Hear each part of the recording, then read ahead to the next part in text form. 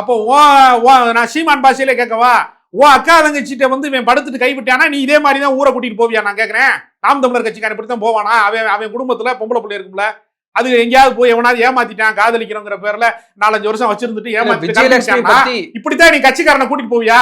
இல்ல விஜயலட்சுமி பத்தி பிரஸ் மீட்ல கேட்கிற கேள்விக்கு என்ன சொல்றாருன்னா, ஒரு தன்மானத்துக்காக தன்னுடைய உயிரை கொடுத்த ஒரு இனத்தின் கூட்டத்தினுடைய மகன் நானு.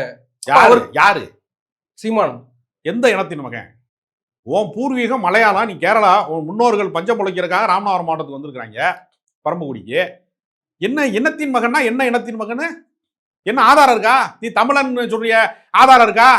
உன் பொண்டாட்டி தெலுங்கு, உன் மகன் வந்து தாய் வழி சமூக கணக்கு பார்த்தா அவன் தெலுங்க. என்ன இனத்தின் மகன்? இனத்துக்கு உனக்கு என்ன சம்பந்தம்? இனத்துக்காக போராடினதுல நீ போராடினியா? இந்திய எதிர்ப்புக்காக வந்து ஆயிரக்கணக்கான பேர் போராடி இருக்கேன் அந்த நாட்டில், லட்சக்கணக்கான பேர் போராடி இருக்கேன், 68 பேர் மார்புல குண்டு வாங்கி செத்து இருக்கேன் அந்த நாட்டில். அவனுக்கு உனக்கு ஏதாவது சம்பந்தம் இருக்கா? ஈழ போராட்டத்துக்காக எத்தனையோ போராட்டங்களுக்காக ஆட்சி இழந்திருக்கான் திமுக காரன், திராவிடர் கழகத்துக்காரன் ஆயுத பயிற்சி கொடுத்துருக்கான், நிதி வசூல் பண்ணி எம்ஜிஆர் பணம் கொடுத்துருக்காரு. ஏதாவது ஒரு போராட்டத்துல உமக்கு ஏதாவது தொடர்ச்சி இருக்கா? சம்பந்தம் இருக்கா? பிரபாகரன் செத்தான் சீமான் வாழ்ந்தான் தானே வரலாறு. அங்கு வந்து ஈழத்துல பிணம் விழுந்தது, சீமானுக்கு அக்கௌண்ட்ல பணம் விழுந்தது, அதான வரலாறு. உன்ன நீங்க என்ன இனத்தின் மகன் நான் கேட்கிறேன். இனத்துக்கு நீ என்ன செஞ்சிருக்க? கும்பலை திரட்டி கூட்டு பாலியல் வன்புணர்வு மாதிரி நீ தெரிஞ்சிருக்க ஒருத்தியா. நீ மேடையில பேசும்போது நான் வந்து பாரு, நான் வந்து நித்யானந்தா மாதிரி தனியா ஒரு தீவு வாங்கிட்டு போயிட போறேன், கைலாசா மாதிரி வாழ போறேன், வெறும் வெள்ளக்காரியா கூட வச்சிருக்கேன் சொன்னாரா இல்லையா? அப்படின்னா என்ன அர்த்தம்? நீ பொறுக்கின்னு தானே அர்த்தம். உன்னை பேசக்கூடாதுன்னா நீ ஒழுக்கமா வாழ்ந்திருக்கணும் ஒண்ணு. சரி, கடந்த காலங்களில் நீ சினிமாக்காரனா இருக்கும்போது பல பேர்கிட்ட வந்து பாலியல் தொடர்புல இருந்த ரைட்டு, உன்னை தெரிஞ்சோ தெரியாமலோ ஒரு கூட்டம் உன் மேடை பேச்சை நம்பி ஏமாத்தி உன்னை தலைவனை ஏத்துக்கிட்டாங்களா?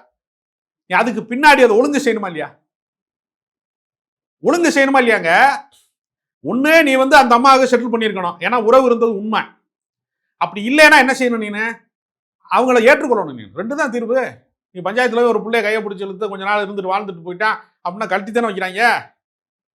நீ ரெண்டாவது மனைவியை வந்து ஏத்துக்கப்ப.